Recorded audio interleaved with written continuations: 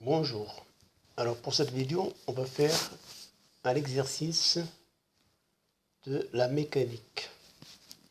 Alors l'accélération d'un point matériel M est donnée par la relation suivante. Gamma égale exponentielle t selon le vecteur I plus cos oméga t selon le vecteur J plus t carré selon le vecteur K. Donc gamma pour composante ET cos oméga t et t carré. Alors, les conditions initiales. À t égale à 0, la position et la vitesse du mobile sont. Ça veut dire la position à t égale à 0, l'axe c'est 1, l'ordonnée c'est moins 1 sur oméga carré, et la cote c'est 0. Et pour la vitesse c'est 1, 0, moins 1 respectivement. Alors, donnez l'expression des vecteurs vitesse et position du mobile à l'instant t. Alors pour avoir la vitesse, on a l'accélération et il suffit juste d'intégrer l'accélération. On sait que dv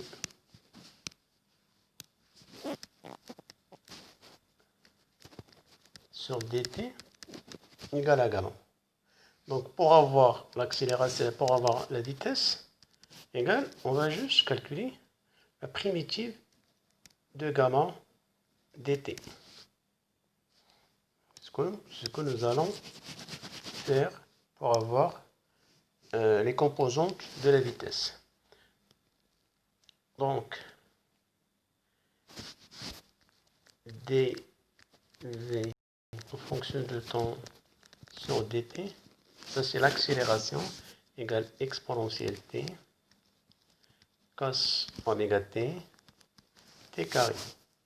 Ce qui implique, alors là, la vitesse a pour composante, il faut juste primitiver chacune des composantes. C'est primitive de et dt, primitive cos oméga t dt, la primitive de t carré dt.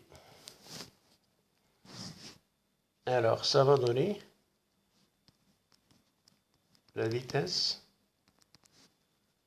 a pour composante la primitive de l'exponentielle t, c'est et, plus une constante qui dépend de x, c'est x.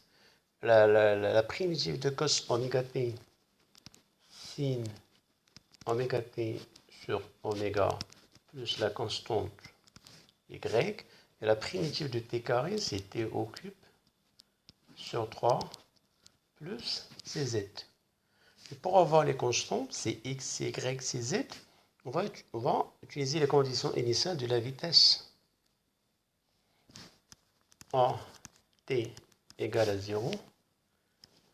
Le vecteur vitesse à t égale à 0 aura pour composante, je remplace t par 0, ça fait E0 plus Cx égale à 1. Après, sinus oméga t, ça va s'annuler, donc ça fait 0 plus Cy égale à 0. Et pour la dernière, je remplace t par 0, ça fait 0. J'aurai Cz égale moins 1.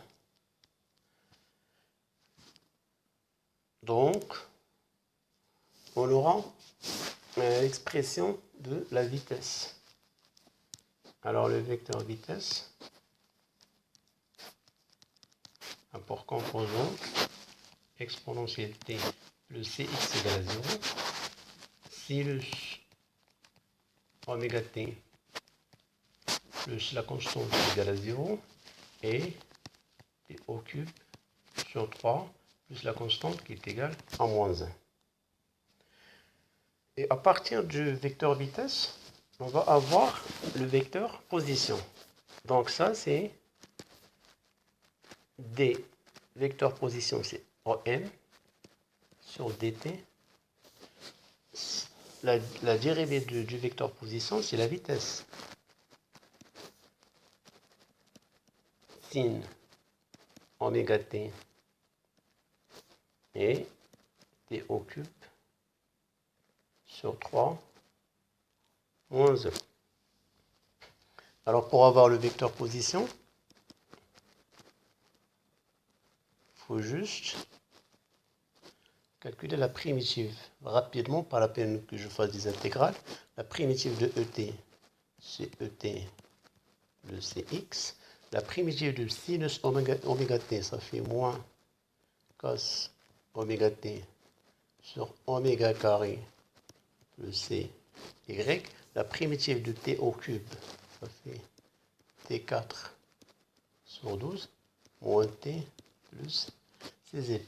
Les conditions initiales, c'est 1, 0, moins 1.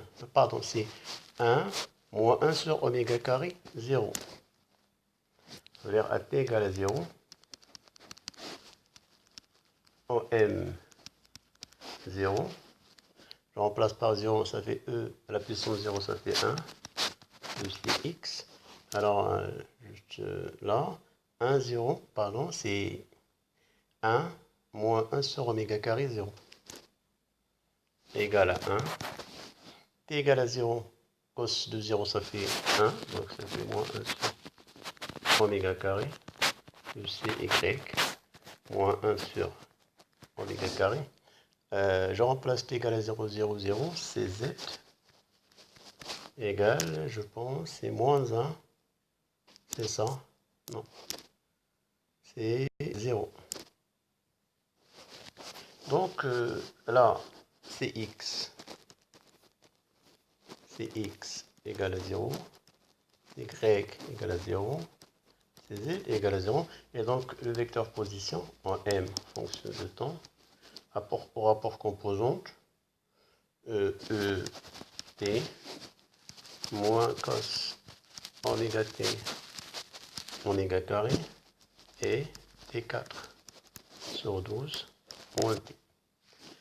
Donc voilà, on a répondu à la question, les expressions des vecteurs vitesse et position du mobile.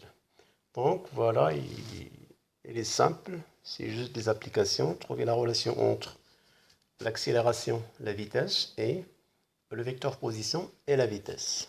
Bon voilà, je vous laisse, bon courage.